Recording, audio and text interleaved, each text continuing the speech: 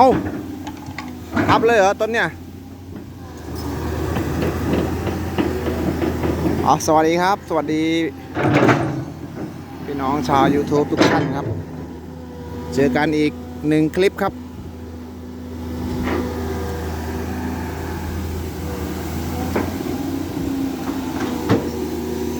เดี๋ยวคลิปนี้ผมจะลองขับเจ้าพายุดูหน่อยนะครับ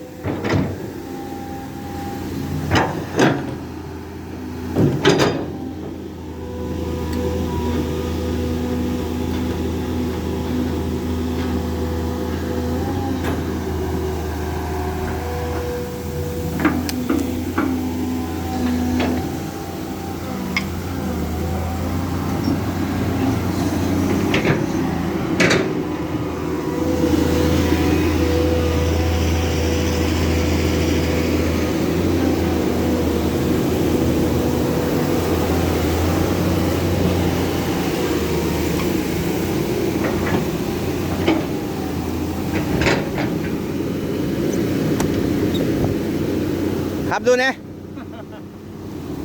ปั้นใหม่ด้วยจะเตรียมฮะได้ปั้นใหม่ด้วยนะแอร์เย็นไหมนี่เติมน้ำยาไปแล้วเย็นอยู่ไหนลองขับดูหน่อยสิเหมือนเดิมไหมได้ทำอะไรมาไหมปั๊มยังไม่ได้เช็คยังปรับตั้งน้ำมันล้างระบบน้ำมันนิดหน่อยใครตั้งให้บอกเอาถือให้หน่อยถือให้หน่อยโอ้จับเห็นเลยครับเสียตินโอ้เล่นกันดีนะฮะเดียวพอ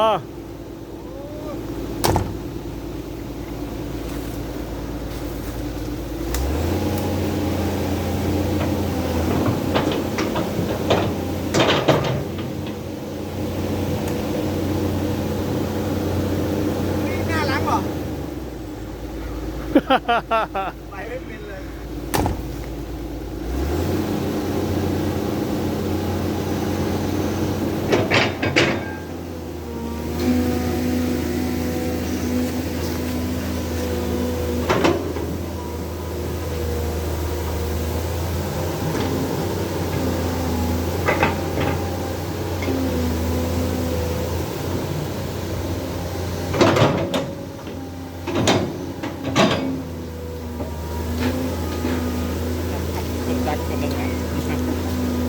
เอาตั้งวัดเดี๋ยวบลูอ่ะ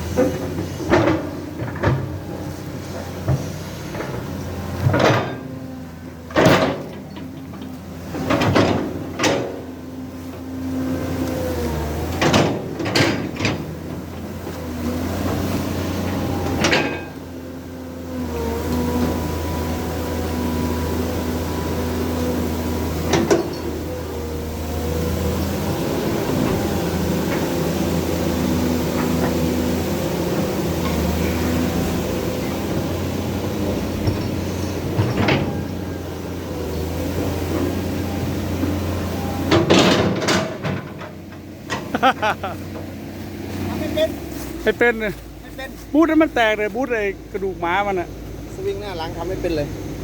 ไปไม่เป็นเลยจอดเกียนบูทแตกตรงพวกกี้มันจะแน่นนะมันบูทไอ้ตรงนั้นไอ้ตรงสลัดไอ้กระดูกม้ามันอะทำไมเล่นเครื่องเบาแท้อุ้ยแรงแล้วฮะแรงเลยนี่อย่าเอาไม่ทันเลยแรงขับเบานี่อีกบอกนายไปดูตรงนั้นหน่อยมันแห้งดีไหมตรงมอเตอร์สวิงอ่ะมันเคยมีซึมเลยโอ้แต่แพแห้งดีมากเลยแพแห้งเจ๊กเลยนะสายตัว ตัวไหน เชื่อมไป สายใหญ่นะ แล้วก็สายที่มันไปฝั่งโน้นอ่ะ อ๋อ สายนั่นเลยสายข้ามแพร่ อ่า นั่นแหละ เดี๋ยวแห้งดีเนาะ ครับ ไอ้พวกอะไรนู่นแห้งหมดเลยเนาะแห้งกิ๊ก แต่ เลย เอามายังไม่เติมให้เราดูก่อนเริ่ม บอก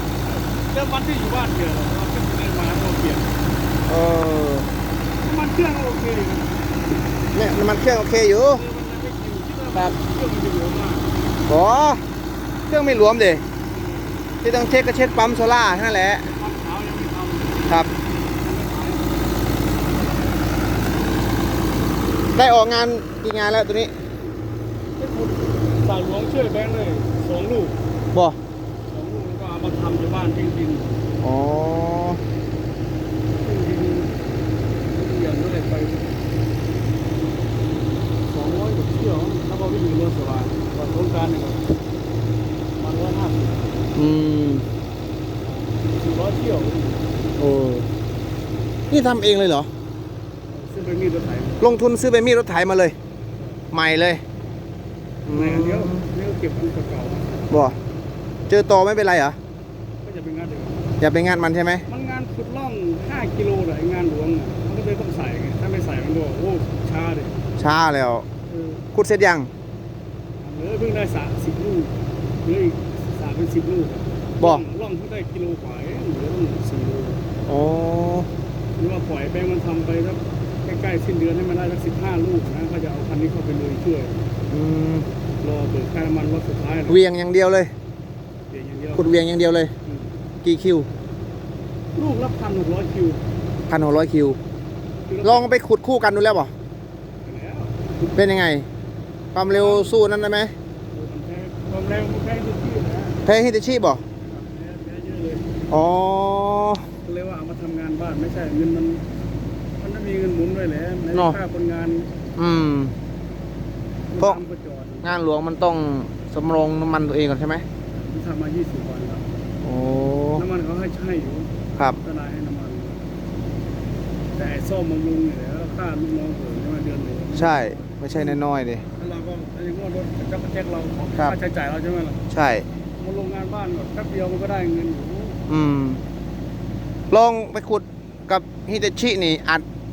คนละเรื่อง เต็มที่เลยใช่ไหม อัดคันเร่งดูเต็มที่แล้วใช่ไหม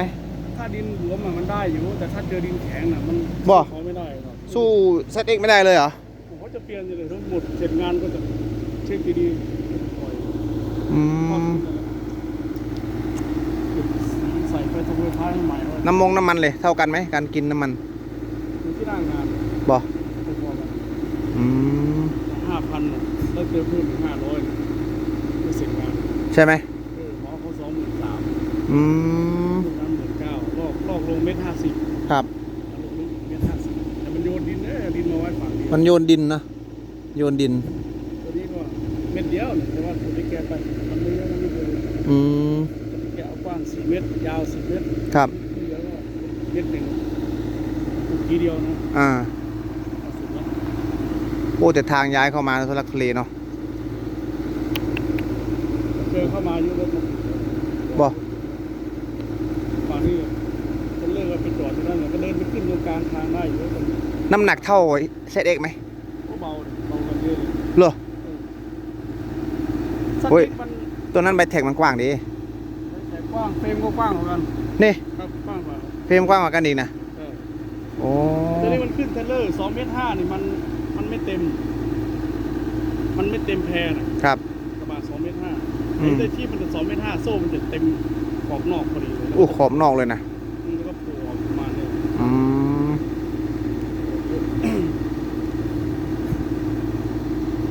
แต่เอวมันก็โอเคอยู่ โอ้ พวกเอวก็ เอวผมเปลี่ยนมาใหม่ดิ 4 5 6 7 8ได้แสนแล้วตัวเลขจากมันทำงานเพราะงานมันโกง ใช่ไหม เพราะงานชั่วโมงเกี่ยวกับวันนั้นก็ได้มา11 ชั่วโมง โอ้ได้มาเป็นแสนแล้วคันนี้ ทำมันแล้วอยากไปทำงานหลวงเลย ทำงานไม่ถึงเดือน งานหลวงนี่ก็สงสารรถเลย เป็นไร ดีนี่มันทั้งวันเนาะ เออ อย่างเดียวเลยนะ อัดอย่างเดียวเลย 1,600 คิวนี่ ไม่เสร็จหาให้ได้ชีพวันเดียวไม่เสร็จนะ 1,600 คิวนะ ต้องวันหนึ่งก็อีกตอนเช้าเก็บงาน โอ้1,600 คิวก็1 ไร่ดิ นู่นเลยกว้าง18ยาว30 ลึกเท่าไหร่ ลึก3 เมตร 3 เมตรเลยนะ 3 เมตร3 เมตรไม่ใช่ดึงอย่างนี้นะ3 เมตรเวลาตรวจนี่ดึงเชือก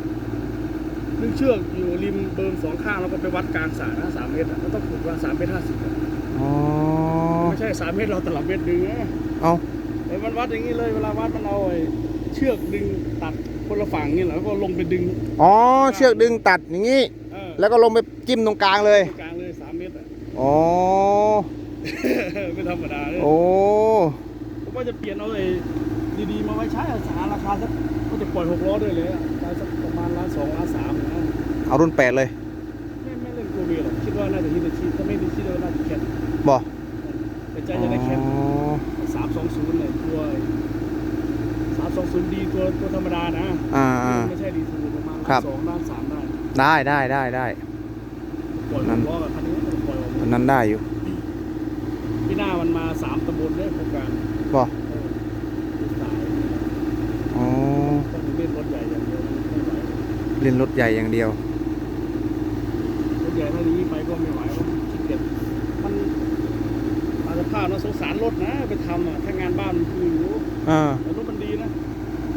ดีอยู่ งานบ้านสบายเลย ขนาดนี้ งานหลวงก็ได้อยู่ ได้อยู่ ไปเรื่อยๆ แต่ว่ามันทำเวลาไม่ได้ เวลาไม่ได้ ครับ ใช่ แต่คันนี้ดูชื่อโอ้พลังมันใหญ่มันนิ่มเหมือนกันขับ บ่ เดินนี่ตุ๊บโอ้อย่างแรงขนาดนั้น อ๋อ ผมเปลี่ยนชุดซ่อมแพรใหม่ด้วยเลยจวดเลย จวดเลย เสียน้ำมันนี่จืดเราเร่งเครื่อง คันนี้จะขายเท่าไหร่อ่ะ นี่นะครับ เท่าเดิมเลย65 เท่าเดิม 65 แต่จะเช็คให้ไหมจะใส่ไฟท้ายทำสีท้ายอะไรให้มันดูสวยนะ อ๋อ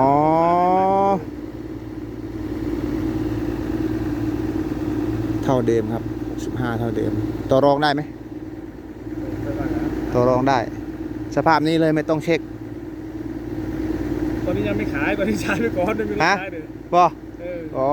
ตอนนี้ ดูงานไปก่อน นึกว่าจะขาย ใกล้ๆจะออกพรรษานะ นึกว่าจะขายตอนนี้เลย ตอนนี้เงินเราก็ยังไม่พร้อมที่จะไปเพิ่มอะไรทำไมนะ อ๋อ ใช้แล้วก็จะเช็คให้อย่างดีหน่อยแล้ว ครับ ถ้าขายตอนนี้นี่ตกลงราคากันเลย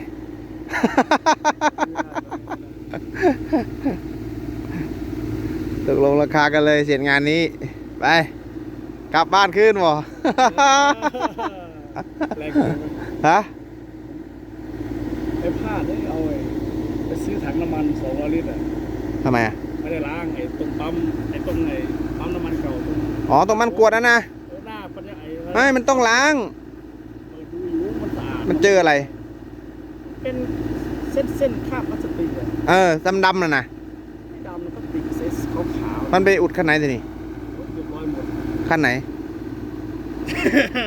ขั้นนี้นะ ทั้ง2 คันเลยเหรอ ทั้งสองเลย อุดไส้ไก่เลยเหรอ ดูน้ำมันทิ้งหมดล้างอะไรใหม่ โอ้ ไม่ใช่เลยถังโดนทิ้งเลยน้ำมันใน11,000เอาถังละ5,000 2 ถังทิ้งหมด นี่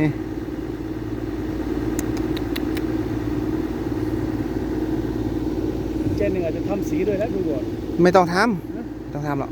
เก็บตะไคร้นะมันสวยๆ ครับ สีเดิมนี่แหละ ท้ายกับแถบข้างล่าง ใช่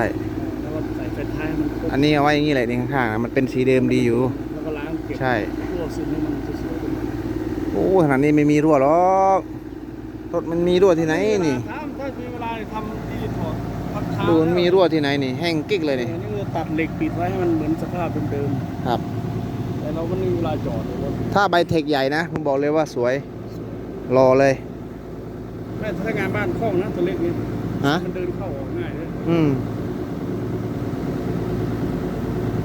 โอเคเอาลุยงานไป แล้วก็ฤดูกาลหน้าก็ไม่ได้ของไม่เก็บไว้นะขาย55ยังได้เลย นอ ใช้ไปทั้งฤดูกาลเลย เออ ทั้งแสนทำเงินได้เยอะกว่านั้นนะ ทำเงินได้เยอะกว่านั้นอยู่ ผมขายให้สิงห์หนุ่มก็เท่าทุนเด้นี่ ซื้อมานะ พูดถึงมือใหม่อย่าเอาไว้ใช้นั่นนี่ก็เสียนะครับ แต่มันไม่ได้ซ่อมนะเอาไปใช้งาน ครับมันไม่ได้ซ่อมเด็อุ้ยไปเจอบางคันนะ หนักเลย หนักกว่านี้เขายังใช้หรอ วินาทีผมก็แถมเงินวินาที ใช่ไหมเอารอดูซิงค์นมก่อนครับ ใช้งานก่อนจะขายอยู่ครับ แต่ยังไม่ใช่ตอนนี้ครับ ผมจะรอซื้อราคาถูกๆเลยกว่าเนาะ โอเคครับพี่น้อง รอลุ้นกันเลยฮะใช่ไหมตัวนี้นะ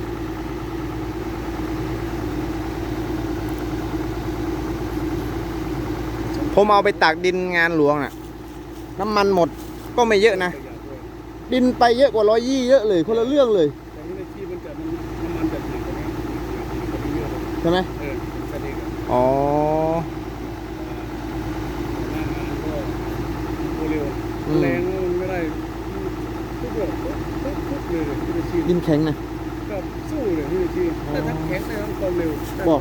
ตัวเซ็ตเองอ่ะ อ๋อ จะเอาวินาทีมาใช้ดีกว่ามั้งไม่ถึงล้าน900,000กว่า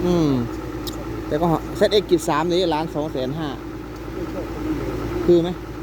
ไม่เครื่องความเร็วเลย เนาะ เครื่อง40 ใช่ ถ้าเล่น 5G ไปเลยมันเป็นเครื่องตัวเดียวกันกับ ZX รุ่นหนึ่ง อ๋อ 5G นะ เครื่องตัวเดียวกันเลย ใช่ใช่ ได้รุ่นใหญ่กว่ากัน เรามาดู แต่สู้คิดหนึ่งไม่ได้หรอ สู้คิดหนึ่งไม่ได้หรอ ราคาถูก 5G อ่ะคิดหนึ่งดีกว่า แล้วก็